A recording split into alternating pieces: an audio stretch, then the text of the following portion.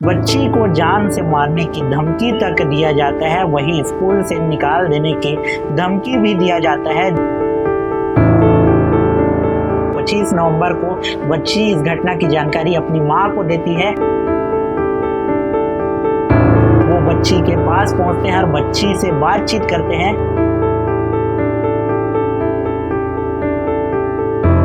बातचीत के दौरान वे कहते हैं कि उसे परीक्षा में पास करवा देंगे। बच्ची की मां जनकपुर थाना पहुंचती है।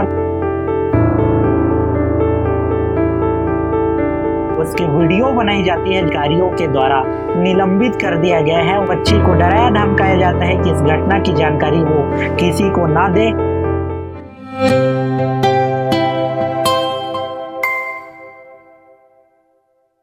शिक्षा का स्तर सुधारने के लिए छत्तीसगढ़ सरकार के द्वारा लगातार प्रयास किया जा रहा है। बालिका शिक्षा को बढ़ावा देने के लिए कई तरह की योजनाएं संचालित की जा रही है। इन योजनाओं का क्रियान्वयन जिस शिक्षा विभाग के द्वारा किया जाना है, उसी शिक्षा विभाग के कुछ शिक्षक इस विभाग को बदनाम करने में तुले हैं। कई तरह की घटनाएं निकल कर सामने आती है, जैसे कई शिक्षक स्कूल में शराब पी कर आते हैं, तो कहीं घिनौना कृत्य की वजह से जो है शिक्षा विभाग को शिक्षकों के द्वारा शर्मसार किया जा रहा है। इसी तरह का घिनौना कृत्य छत्तीसगढ़ के एमसीबी जिले यानी मनेन्द्रगढ़, चिरमिरी, भरतपुर जिले में सामने आए हैं, जहां 3 शिक्षकों के द्वारा वही एक डिप्टी रेंजर के द्वारा एक 11वीं कक्षा में पढ़ने वाली बच्ची के साथ गैंगरेप किया जाता है, दुष्कर्म किया जाता है, जिसका वीडियो भी बनाया जाता है। इसी वीडियो के आधार पर दूसरी बार भी गैंगरेप की जाती है, उस बच्ची के साथ गैंगरेप की जाती है, जिस बच्ची को जान से मारने की धमकी तक दिया जाता है। वहीं स्कूल से निकाल देने की धमकी भी दिया जाता है, जिससे डरी सहमी बच्ची इस घटना के 3 दिन बाद अपने परिजनों को जानकारी देती है, अपनी मां को जानकारी देती है।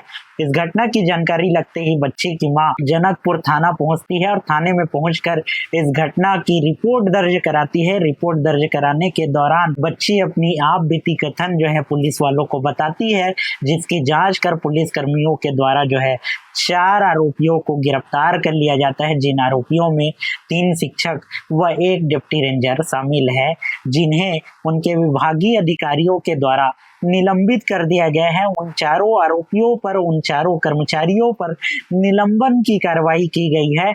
इस कार्रवाई को लेकर आपका क्या कुछ कहना है, कमेंट जरूर करिएगा। तब तक लिए इस मामले को पूरे विस्तार से बताता हूं। तो ये घटना जनकपुर थाना क्षेत्र की है, जहां 11वीं कक्षा में पढ़ने वाली छात्रा के साथ शिक्षक वहां के जो प्राचार्य है अशोक कुशवाहा, प्रधान पाठक रावेंद्र कुशवाहा, व्याख्याता कुशल सिंह परिहार व वन विभाग के जो डिप्टी रेंजर हैं बनवारी सिंह, इनके द्वारा इन चारों आरोपियों के द्वारा उस 11वीं कक्षा में पढ़ने वाली बच्ची के साथ घिनौना कृत्य किया जाता है।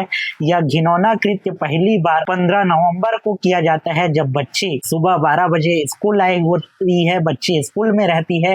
तब वहाँ के जो प्रधान पाठक है रावेंद्र कुशवाहा, वो बच्ची के पास पहुंचते हैं और बच्ची से बातचीत करते हैं। बातचीत के दौरान वे कहते हैं कि उसे परीक्षा में पास करवा देंगे, उसे किसी प्रकार की तकलीफ नहीं आएगी। इसी प्रकार का बात करते बच्ची को लालसा देकर वे अपने कार में बैठाते हैं और कार में बैठाकर एक बंद कमरे में ले जाकर कुछ शिक्षकों के साथ मिलकर जो है उसके साथ गैंगरेप की घटना को अंजाम देते हैं। दरवाजा को अंदर से लॉक कर दिया जाता है। लॉक करने के बाद बच्ची के साथ उन शिक्षकों के द्वारा बच्ची के साथ दुष्कर्म किया जाता है। इस घटना के बाद बच्ची को डराया धमकाया जाता है, उसकी वीडियो बनाई जाती है, जिसके बाद डरी सहमी बच्ची इस घटना की जानकारी किसी को नहीं देती। लेकिन बच्ची के साथ जब दूसरी बार गैंगरेप किया जाता है, बच्ची के साथ दूसरी बार के गैंगरेप में जो शिक्षक है, वहाँ के शिक्षक के द्वारा जो है बच्ची को लेकर एक वन विभाग के डिप्टी रेंजर है बनवारी सिंह, जो जनकपुर में पदस्थ हैं, उनके रूम में ले जाकर जो है उस बच्ची के साथ 22 नवंबर को फिर से इसी तरह का घिनौना कृत्य किया जाता है, जिसका भी वीडियो बनाया जाता है और बच्ची को डराया धमकाया जाता है कि इस घटना की जानकारी वो किसी को ना दे। किसी को देती है अगर, तो उसके साथ जो है जान से मार दिया जाएगा उसको। इसी डरी सहमी बच्ची 3 दिनों तक इस घटना की जानकारी किसी को नहीं देती, लेकिन बच्ची के द्वारा जो है हताश होकर चौथे दिन इस घटना की जानकारी अपने परिजनों को दी जाती है। यानी 25 नवंबर को बच्ची इस घटना की जानकारी अपनी माँ को देती है और माँ को घटना की जानकारी देते हुए बच्ची इस पूरे मामले को पूरे विस्तार से बताती है कि 15 नवंबर के साथ उसके साथ इन शिक्षकों के द्वारा गैंगरेप किया गया और वही 22 नवंबर को इनके द्वारा गैंगरेप किया गया, जिसके बाद उसकी माँ उस बच्ची को लेकर जनकपुर थाने पहुंचती है। थाने में जाकर जो है उसकी माँ और बच्ची के द्वारा इस घटना की पूरी जानकारी दी जाती है, जिनका कथन लेने के बाद पुलिस की टीम जांच करती है और उसी दिन सोमवार का दिन होता है, उसी दिन चारों आरोपियों को गिरफ्तार कर लिया जाता है। चारों आरोपियों की गिरफ्तारी होने के बाद उनके विभागों के द्वारा जो है निलंबन की कार्रवाई की जाती है। वन विभाग के अधिकारी को वन विभाग के द्वारा जो है निलंबित कर दिया जाता है, वही शिक्षा विभाग के कर्मचारियों को शिक्षा विभाग के अधिकारियों के द्वारा जो है निलंबित कर दिया जाता है। इस मामले को लेकर आपका क्या कुछ कहना है?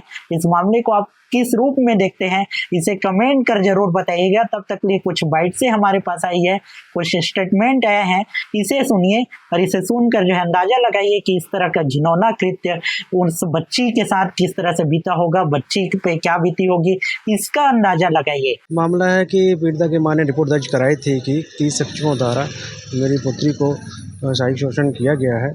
इसकी रिपोर्ट पर तत्काल एफआईआर दर्ज कर आरोपी की पतासाज की गई, आरोपी को गिरफ्तार किया, जिसमें से आरोपी कुशल सिंह और अशोक कुशवाहा, रावेंद्र कुशवाहा और बनवारी सिंह को गिरफ्तार कर न्यायिक रिमांड में भेजा गया। कल दिनांक को सामने आया था 25 तारीख को। 2 अलग अलग जगह घटनाएं मालूम पड़ी, किसी महीने 2 अलग अलग घटनाएं हुई हैं। नवंबर महीने में ये घटनाएं घटित हुई हैं। हाँ, दोनों को घटनाओं को लेकर उसमें एफआईआर दर्ज की गई है।